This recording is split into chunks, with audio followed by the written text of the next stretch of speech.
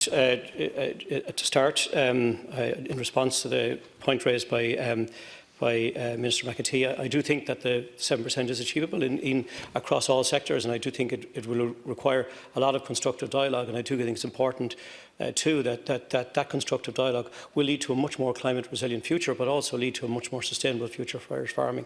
I think it's important that we engage in that way. Farming, as we know, is the anchor of our rural economy. Our family farms not only support our food needs, but a wider ripple in the rural Ireland. In mechanics, fitters, vets, contractors, co-ops, local merchants, shops, schools all benefit from our farming sector. The agri-food sector has been hit hard as any sector in terms of both falls in income and profit through the COVID-19 pandemic.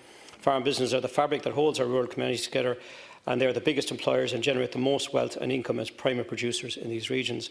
Beef profitability is at an all-time low, and dairy incomes are forecast to be back by at least 20% this year.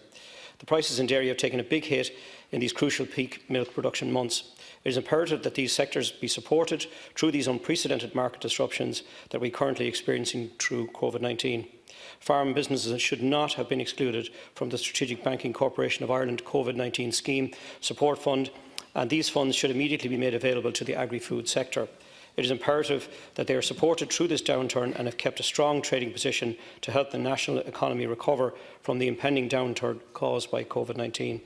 To that end, in light of the SBCI announcement of the €17.5 million in lower costs funding for SMEs, will the Minister ensure that the next round of SBCI Future Growth Loan Scheme include a facility for low-cost working capital to help farm businesses to work through this difficult period? Will the Minister put pressure on banks to ensure that they exercise flexibility and forbearance with their farmer customers as they work through this unprecedented crisis? Second question, Karen Corla, is that I want to raise with Minister Creed the challenges facing the animal welfare charities, over 100 of whom I have the list here, receive grants ranging from €2,000 up to €4,000 from his department. Most, if not all, have seen a dramatic decline in their income streams and fundraising due to restrictions caused by the pandemic. Furthermore, the closure of some local authority pounds, dog welfare and rehoming charities are not allowed to move animals who have been adopted by families, causing further pressure on charities. Can we ensure that all local authority pounds remain open just to the charities, and that animal rescues need clear direction on whether they can transport dogs under the Animal Welfare Act? Can all pounds be reopened to allow strays to be taken in and to take them into rescue centres to prevent parvo and to reduce the stress on dogs? There's a funding issue here as well. I think, Karen Corla, if we look at the €2.5 million allocated to all of the rescues and the €16.5 million we give to Bord na Gan, I think perhaps some of that funding could be diverted to help these charities through this crisis. I would also welcome the comments that have been made by other deputies in relation to allotments and farmers' markets. I do think that we could ease some restrictions there. The farmers' markets are effectively open supermarkets, and I think with social distancing, they are providing an essential food outlet for food producers and for people who want to buy essential food. So, again, thank you. I'll be very brief. I share your view that constructive dialogue is the way, and I look forward to that. I have engaged directly with SBCI. I do accept that there's a gap in terms of the financial instruments that we have so far being able to deliver in terms of working capital, and we're working on that. But as I alluded to earlier, there is a legislative fix required as well to enable us to deal with that. But we're making sure that once that can be delivered, that everything else will be ready, so to speak. So we have engaged, and I've also engaged with all of the pillar banks in terms of forbearance, etc., for the industry, and they've been, I have to say, in terms of that engagement, responsive. And in fact, I've had that feedback as well from individual farmers and from farm leaders that, in fact, they have been responsive.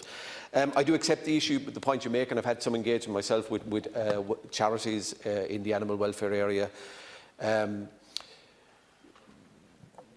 This lockdown is having implications and consequences in ways that we could not have imagined.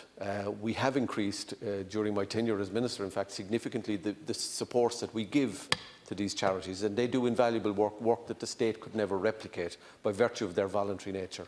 And obviously we will have to keep an open mind as to how we support them into the future, given the challenges that they're facing and the loss of voluntary support that they're getting because of the lockdown. And obviously we were able to advise them in terms of the care of animals, and livestock includes obviously the care of companion animals, etc. But I appreciate this is an area that will require ongoing vigilance as regards to, say, the opening of pounds, etc. That's a challenge that is being considered in the context of a whole host of other areas that we like. But as I said, it's the cumulative impact of a host of what are seemingly inoffensive activities, and we've obviously been in contact with the National Public Health team Thank you, about Minister. We need to farmers' move on, market allotments as well. Deputy Brian Ledden, please.